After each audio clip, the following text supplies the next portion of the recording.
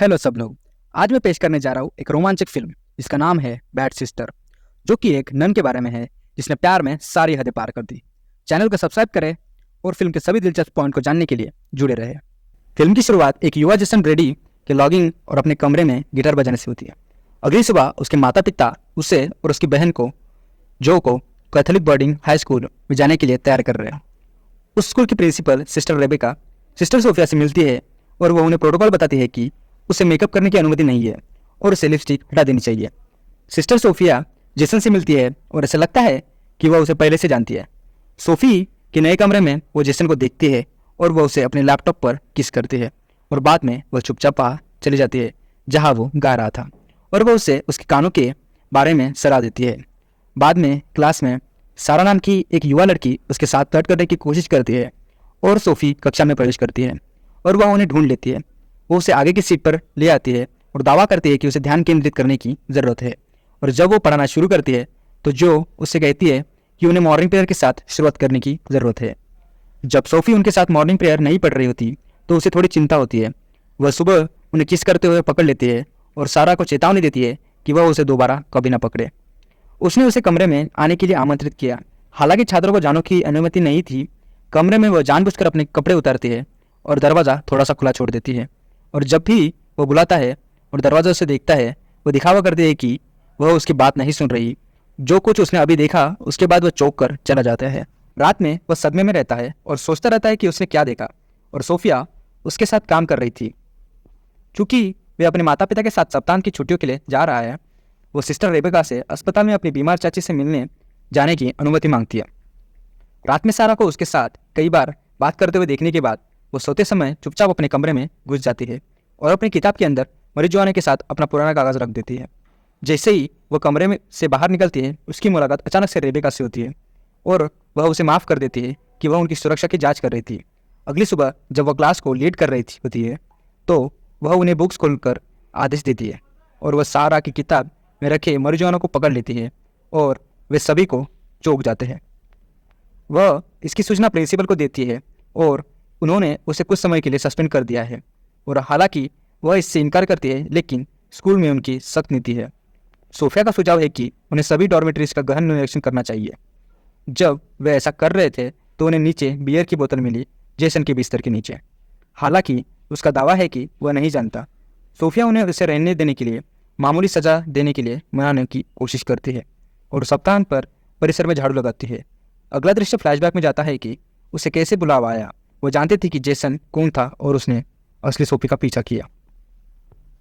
एक नई नन को एरियन कैथोलिक स्कूल में एसडी में ट्रांसफ़र किया जाना है और वह उसे मार देती है। जो को सोफिया पर संदेह है और वह कहती है कि वह उसके भाई पर नज़र रखेगी। सप्ताहांत में उसकी सजा के दौरान सोफी उसे लुभाने के लिए अपनी यूनिफॉर्म के बटन खोलने की कोशिश करती है। रात में वह चुपचाप उसके कमरे में घुस जाती है और जब वह सो रहा होता है तो वह एक वीडियो कैमरा लगाती है। वह उसे अपने साथ प्यार करने के लिए मजबूर करने की कोशिश करती है। हालांकि वह लंबे समय तक इनकार कर देता है। अगली सुबह जब जेसन नाश्ता करने गया, उसने उसके कपड़ों को सूंघा और अचानक जो ने उसे देखा, लेकिन उसे उससे पहले बाहर निकलने के लिए कहा गया। जेसन अपने पिता को अतिक्रमण के लिए बुलाता है। वह जानबूझकर जो को उसकी इतिहास परीक्षा में -C देती है, लेकिन वह उसे बाद में इसे फिर से लेने के एक और मौका देती है।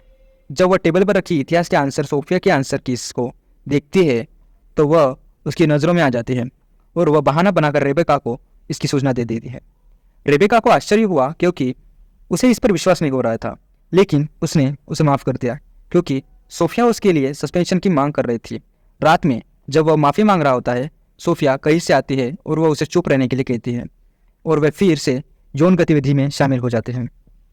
अगली सुबह बिशप स्कूल से मिलने आता है। सोफिया ने उसे यह कहते हुए सुना कि वह सोफिया से मिला था और वह एक अच्छी शिक्षिका है। हालांकि रेबेका को इस पर संदेह है। वह जल्दी से उनके पीछे चली जाती है, लेकिन कार में प्रवेश करने से पहले रेबेका उससे बात करती है और वह दिखावा करती है कि वह अपनी आंटी को देखने जा रही है, जो कि बहुत गंभीर स्थिति में है। रात में जब सोफिया उनके घर के पास घूम रही होती है, जेसन अपने पिता की सहमति के बिना सारा से मिलने के लिए एक पार्टी में जाता है।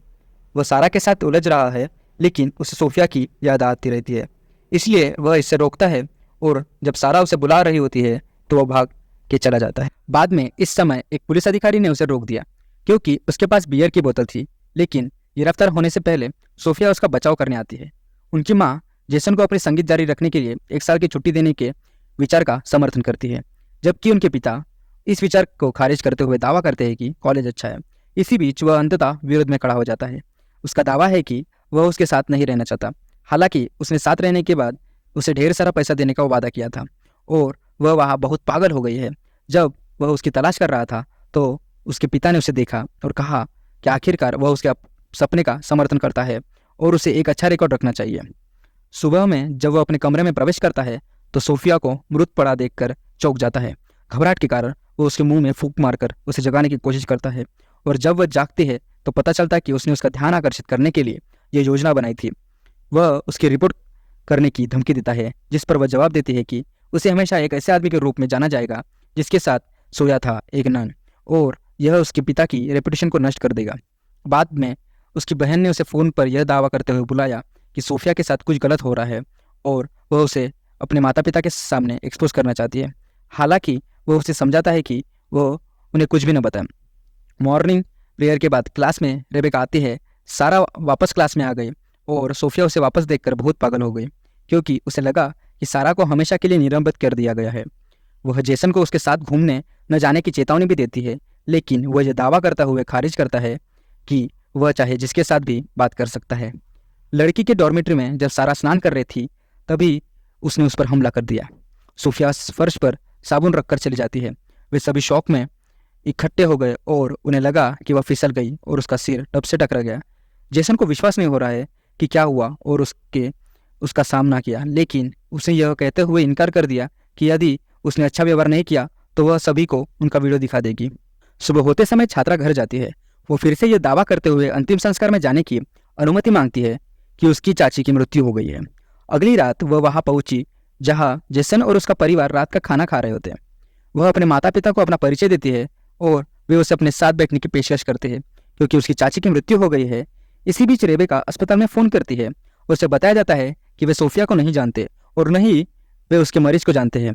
जेसन के बाद मैं अपनी बहन के सामने कबूल करता है कि वे सोफिया के साथ क्या कर रहे थे और वे उसे पुलिस स्टेशन ले जाने के लिए सबूत पाने के लिए उसका लैपटॉप लेने की योजना बनाते हैं।